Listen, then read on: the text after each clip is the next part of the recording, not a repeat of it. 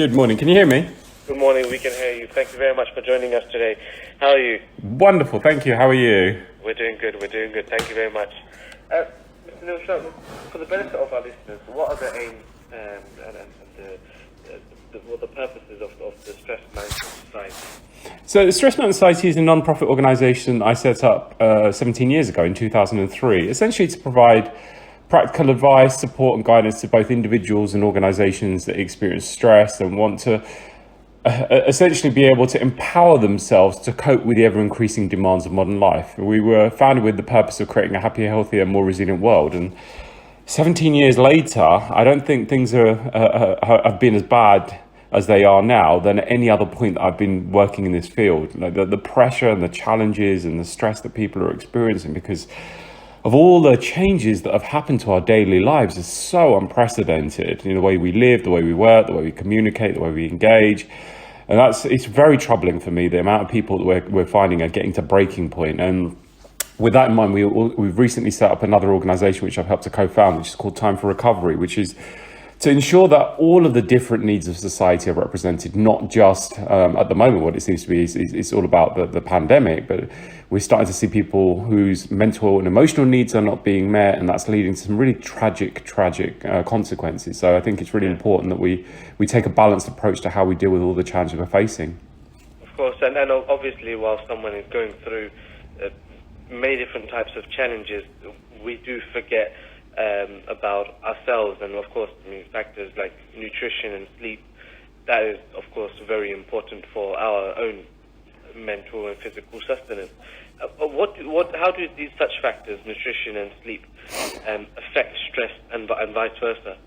Yeah, so I think it's an interesting question because at the moment the advice the advice that we're all being told to follow stringently is wear your mask, sanitize, socially distance, and all of these kind of things. Now, yes, those things are important, but there is nothing more important to protect you in the face of a public health risk than your immune system, right? When you're stressed, we tend to do things that further damage our immune system because, eating well, sleeping, exercising, socializing, all the things that make us feel better will also improve our health and in turn will have a positive impact on our immune system. And, let me ask you, have you ever had periods of stress in your life where you got ill, you got a cold or a flu during or just after that period of stress? Yeah, absolutely. We all have. And that's because that period of stress has literally decimated your immune system. Right now, we should have posters up and advertising on the television and really, encouraging everyone as best as they can to look after themselves mentally, emotionally, as well as physically, to get exercise, to have some wind down time at the end of every day, to be able to disconnect and switch off from the world at large, to be able to relax so you can get a good night's sleep, to eat well. And particularly at the moment, with the way things are, a lot of people are turning to food as a crutch. And people turn to a whole variety of things to get them through challenging times. But how many of us turn to food? I don't know if you guys have ever done that. Have you ever, sat down with a family-sized bag of crisps or a huge bar of chocolate because you're feeling a bit down and you think that that's going to make you feel better?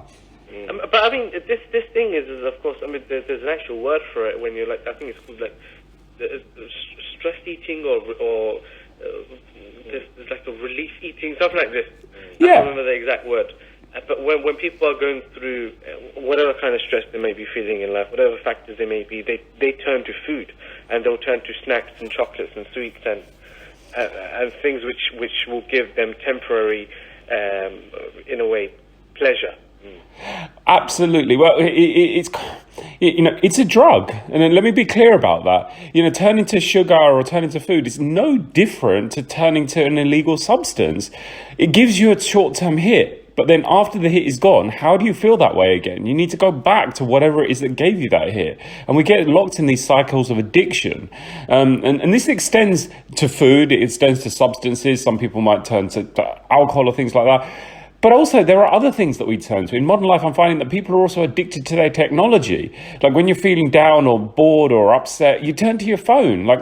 That's another seriously challenging concern for me, because most of the information that we're getting from our devices at the moment is not generally uplifting us. Because if you're tuning to your news channels or checking out social media, a lot of it is being filled with doom and gloom and things that we should be worried about, and that's a real concern.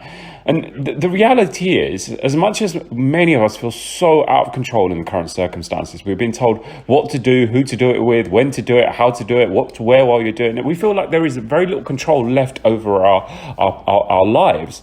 But there are things that we have control over. We can choose what to consume, whether that's what you put in your mouth or what you put in your brain.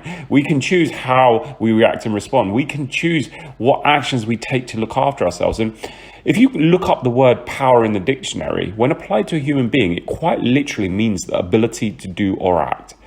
As much as many of us are feeling powerless at the moment, there is things that we can do. There are ways that we can show up that can make a positive difference to us, to our families, to our communities, and to society at large. And that's the one thing I'm going to encourage everyone to do. Let's find our power again so we can look after ourselves, stay healthy, stay fit, and start making positive changes that take us back to the world that we're all dreaming of returning to.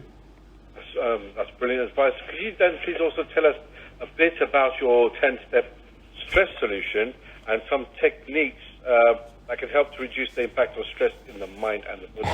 Yeah, well, thanks for asking. So the 10-step stress solution is drawn from my book, which is published on Random House, available in all good bookshops, called the 10-step stress solution.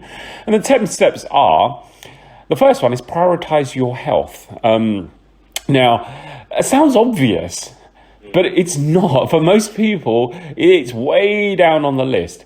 Now, if you're completely focused on your career, and there was I can't remember who came up with the phrase that we spend all of our lives making money and deprioritizing our health, and then we get later in life and we have to spend all of our money to try and recover our health. What about prioritizing that in the first place? What about on a daily basis ensuring that you're taking action to increase your health and well-being? Getting a good night's sleep. Now, this is one of the most important things for us to function well as a human being.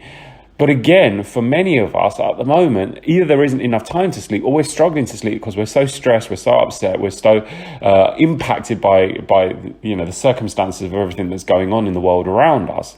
So, what can you do to prepare yourself for sleep? If you had a child, you would start preparing them for sleep at least an hour and a half before bed. You'd give them a bath, a warm drink, a lullaby, a cuddle, a bedtime story. And there's certain things you'd avoid doing with a child at bedtime.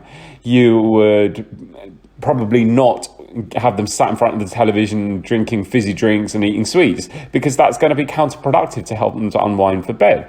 Now, we know this is so important because we practice it so diligently with children, but how do we follow the same approach with ourselves? So that's one of the things I'm going to encourage you to do. We are from the same species as children. We have the same basic needs that they do. So, as much as we know it's important for our children, it is also important for ourselves. Your breath is the anchor point of your life. It is the first thing you do when you arrive to this world. It is the last thing you do before you leave this world.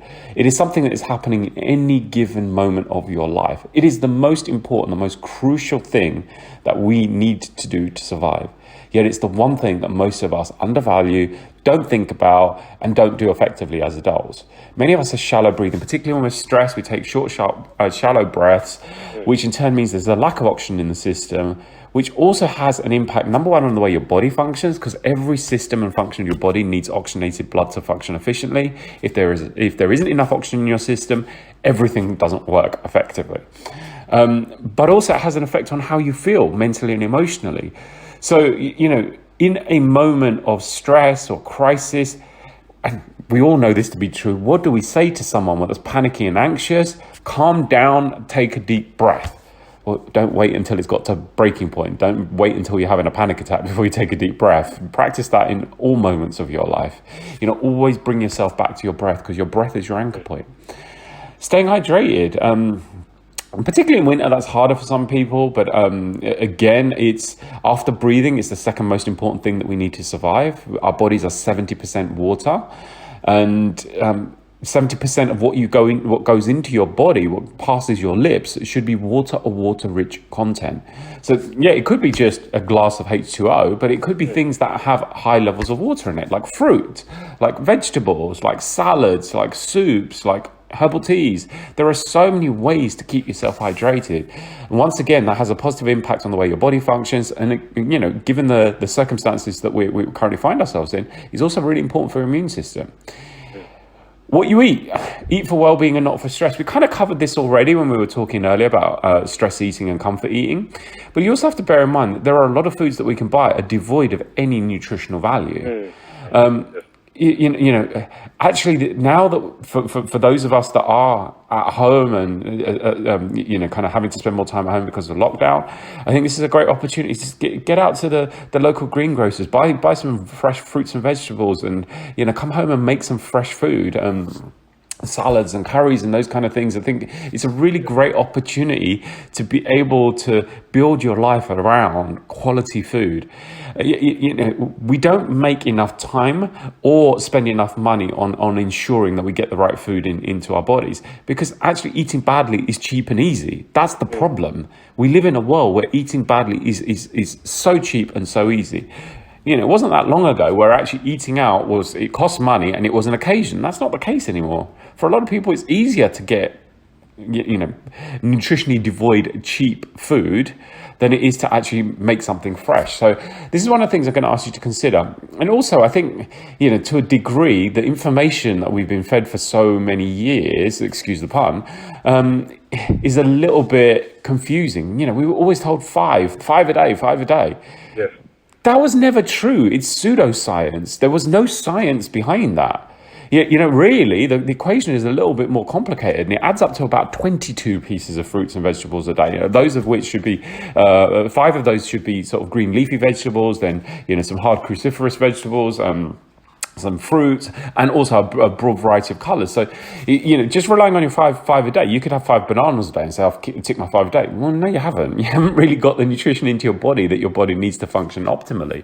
So ensure that you get a broad variety, a broad spectrum of fruits and vegetables, different colors, different nature of fruits and vegetables. But also ensuring that you're getting good quality proteins. Nuts and seeds can be really useful for that kind of thing as well. Movement. Now, again, when we have an experience like we're having now, a lot of people think this is an excuse to sit on the sofa and watch Netflix or whatever other channel that people enjoy watching. We are still able to exercise. And yes, the weather might not be as great as it was the last time we had a lockdown, but get out, walk, wrap up warm, take an umbrella if you need to. Get out and get your daily walks, every single day. I'm really lucky I've got a dog and I have to go out 2 or 3 times a day. But, for those of you don't, pretend you've got a dog. Have an imaginary dog, give it a name and take him out or her out 2 or 3 times a day. It's going to be one of the most powerful things that you can do to ensure you get movement into your body and you can keep yourself physically active. Your mindset, if you sit there for the next month or for the coming months, imagining worst case scenario, oh, woe betide me, the world's coming to an end, look how bad things are, I can't change anything, nothing's going to make a difference, you're going to feel pretty miserable. Now, rather than focusing on what we can't do and what power we don't have, focus on what we can do and what is within our power, what we can contribute to help us. I think it's just like you mentioned as well. That whatever I think it was our last caller as well. What's happening outside is not what's in our control. Yeah. What's inside our houses is something that we can control, and I think that's something which you've echoed quite nicely there as well. Mr. Neil Shah, thank you very much for coming on. It's been a pleasure talking to you. Fantastic. Well, thank you very much. I can tell people where they can get some more information if they'd like to read more about this. They can visit www.stress.org.uk, and if they'd like to find out about the campaign to restore balance, it's www.timeforrecovery.org. Thank you very much, and thank you again for the tips and of course the websites where people can reach out to. Thank you very much again. You're welcome. Have a wonderful day. You too. Thank you. Bye bye.